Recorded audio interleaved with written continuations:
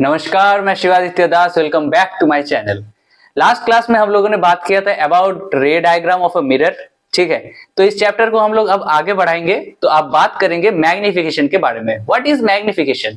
Magnification को हम लोग लीनियर मैग्निफिकेशन भी बोलते हैं। It is the ratio of the height of the image to the ratio of height of the object, that is M equals to h dash by h। ये h dash है मेरा image का height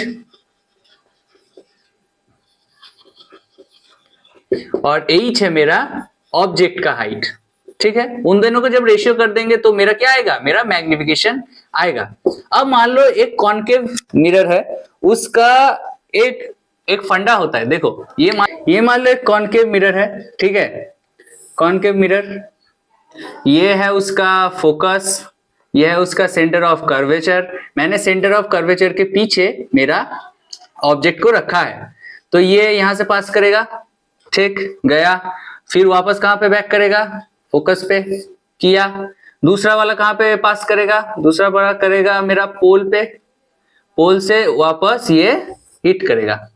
ये centre of curvature और focus पे बीच पे पैदा हुआ ये मेरा इमेज। अब गौर से देखो, ये हुआ तो मान लो ये है मेरा एक ए बी, ठीक है, और ये है मेरा ए डैश बी डैश। ठीक है, अब यहाँ पे जो मेरा ऑब्जेक्ट है ये इमेज से बड़ा है। ऑब्जेक्ट जो है मेरा वो इमेज से बड़ा है। तो अगर हम लोग मैथ पे पढ़े हैं, ठीक है, वो है मेरा कॉन्ग्रुएंसी। अगर उस कॉन्सेप्ट को लगाएंगे, देखो यहाँ पे एक ट्राइंगल बन रहा है, यहाँ पे भी एक ट्राइंगल बन रहा है। अगर ये दोनों कॉन्ग्रुएंट है तो इनका एक रेशियो होता है, इनका एक रेशियो होता है। क्या रेशियो होता है? दैट इज, क्या रेशियो होगा? दैट इज होगा मेरा A B by A B, मतलब ये ए डैश बी डैश होगा, और ये क्या होगा? ये होगा मेरा P B dash by P B. अब जो मेरा ए डैश बी डैश है, ए डैश बी डैश मेरा क्या है? ये है मेरा height of the image, that is H dash, और ए बी क्या है? Height of the object, that is H. अब पी बी डैश क्या है? पी बी डैश है मेरा distance of the image, that is V by ये क्या है? यू। पी बी मेरा ऑब्जेक्ट का डिस्टेंस है। ठीक है, इतना दूर आया। अब ये मेरा कॉन्केव मिरर है, ये मेरा कॉन्केव मिरर है, तो इसलिए यहाँ पे एक माइनस आएगा, that is H dash by H equals to minus V by U. वहां से हम लोग क्या लिख सकते हैं? एम मेरे को क्या मालूम है? M equals to H dash by H, वहां पे मैग्निफिकेशन मेरा माइनस वी बाई यू भी आ गया। ये भी एक लीनियर मैग्निफिकेशन का फॉर्मूला है। किसके लिए? कॉन्केव के लिए। किसके लिए? कॉन्केव के लिए। अच्छा, ये समझ में आया? तो मैग्निफिकेशन का और एक डेफिनेशन क्या हुआ? The ratio of image by object. ये भी है मेरा एक मैग्निफिकेशन का फॉर्मूला। अब हम लोग बात करेंगे about refraction of light. Now what is reflection of light? जब लाइट एक मीडियम से दूसरा मीडियम में ट्रेवल करता है तब उसका डायरेक्शन चेंज हो जाता है, इसलिए उसको हम लोग बोलते हैं रिफ्रैक्शन ऑफ लाइट। जैसे मान लो ये एक मीडियम है, ठीक है, ये है मेरा मीडियम 1 और ये है मेरा मीडियम 2। ठीक, यहां से मेरा लाइट आया, ये नॉर्मल है, basically this is the normal. Okay, this is the normal. अब यहां से मेरा जो डायरेक्शन है वो चेंज हो गया, वो चेंज हो गया। लाइट यहां से आया, सीधा जाने की वजह से नहीं जा पाया, तो ये यहां से चेंज हो गया।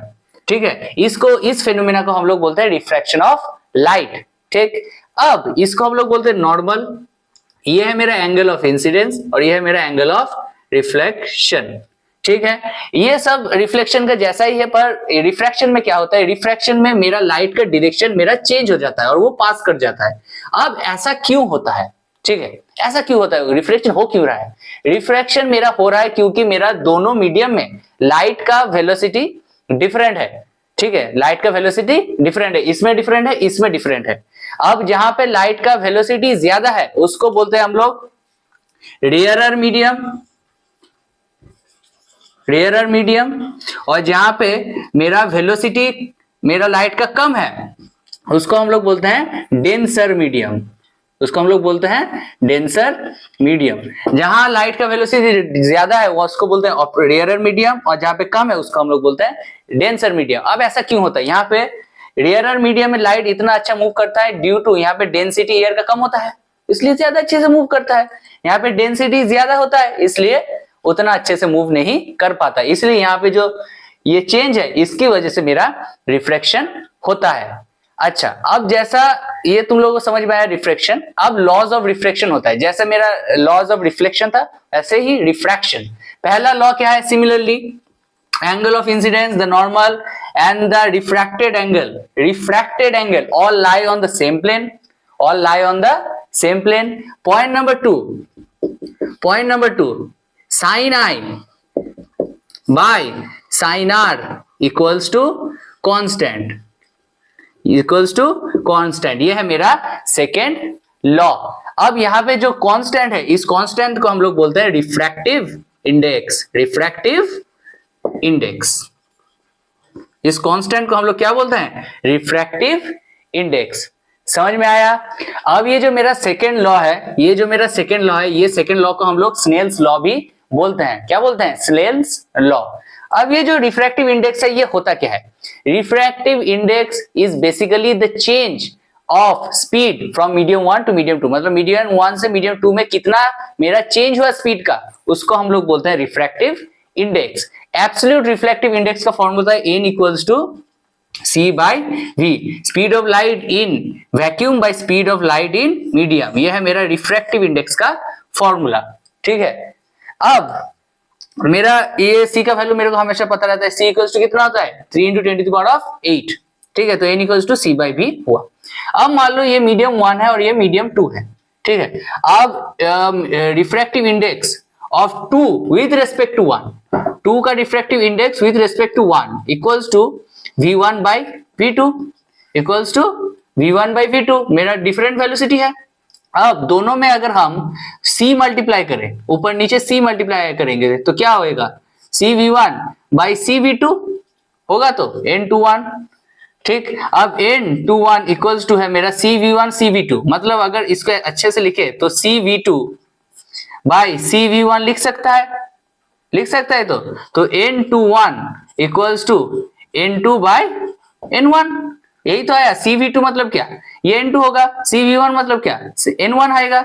ये है मेरा refractive index of 2 with respect to 1। यहाँ के अगर साइन का एंगल में लिखे तो क्या होएगा? Sine I by sine R equals to n2 by n1। ये रेशियो एक बहुत इंपॉर्टेंट रेशियो है जो मेरे को एक रिफ्रैक्टिव इंडेक्स का मेरे को एक अप्रोक्स मतलब बताता है जो कितना बेंड हुआ कितना नहीं हुआ।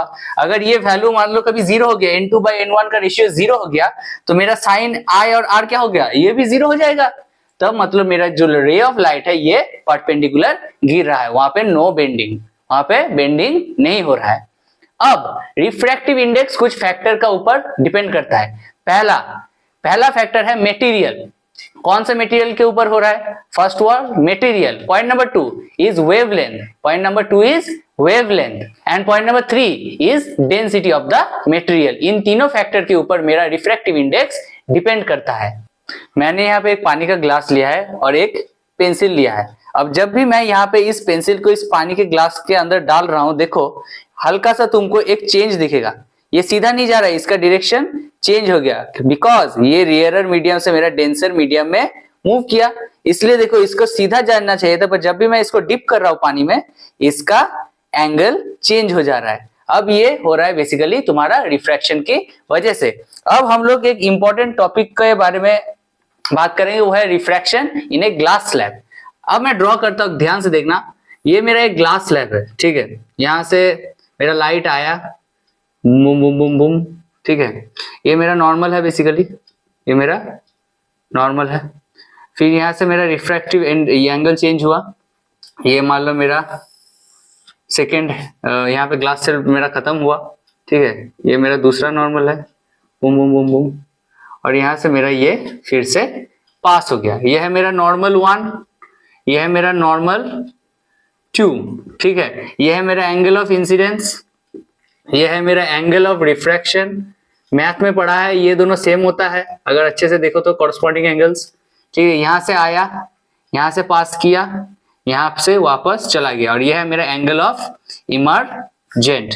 ठीक, अब इसको जाना किधर चाहिए था, जाना इसको सीधा चाहिए था, जाना इसको सीधा, पैरेलल होना चाहिए, ये दोनों देखो पैरेलल है।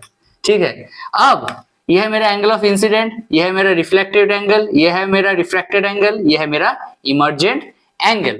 स्नेल्स लॉ से हम लोगों को क्या मालूम है, स्नेल्स लॉ से पहला वाला को देखेंगे तो क्या पता चलेगा, n21 equals to sine I by sine R, इसको I1 दे दो। ठीक है, I1 दे दो, I1 दे दिया साइन आर। ठीक है, अब मेरा ये जो दूसरा वाला है, दूसरा वाला इसको अगर अच्छे से देखेंगे तो n12 होगा, n12 क्या हो रहा है, साइन आर बाई साइन ई है। तो अब ये जो दोनों एंगल हुआ, मेरे को स्नेल्स लॉ से क्या मालूम है, from Snell's law n21 is the reciprocal of n12, n12 reciprocals of n12।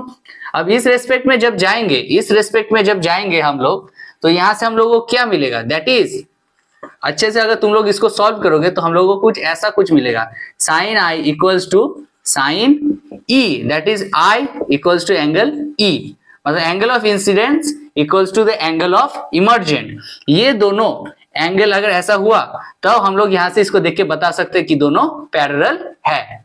अच्छा, अब ये जो दोनों लाइन देखो, इन दोनों में से जो परपेंडिकुलर डिस्टेंस है इसको हम लोग बोलते हैं lateral shift, lateral shift. Now what is lateral shift, इसको जाना सीधा चाहिए था, ऐसा जाना चाहिए था, this is the original path, पर रिफ्रैक्ट होके किधर जा रहा है, इधर से जा रहा है, इसलिए इसको हम लोग बोलते हैं लैटरल शिफ्ट। समझ में आया, this is the difference between the original path with the refracted path. समझ में आई। अच्छा, अब ये लैटरल शिफ्ट कुछ फैक्टर्स के ऊपर मेरा डिपेंड करता है। पहला है मेरा थिकनेस, सेकेंड है मेरा रिफ्रैक्टिव इंडेक्स,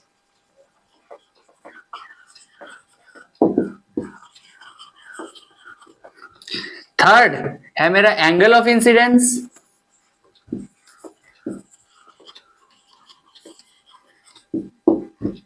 फोर्थ है मेरा वेवलेंथ। इन चारों फैक्टर के ऊपर मेरा ये लैटरल शिफ्टमेंट मेरा डिपेंड करता है। This are the factors on which lateral shift depend, इन चारों फैक्टर्स के ऊपर ये डिपेंड करता है। समझ में आई बात।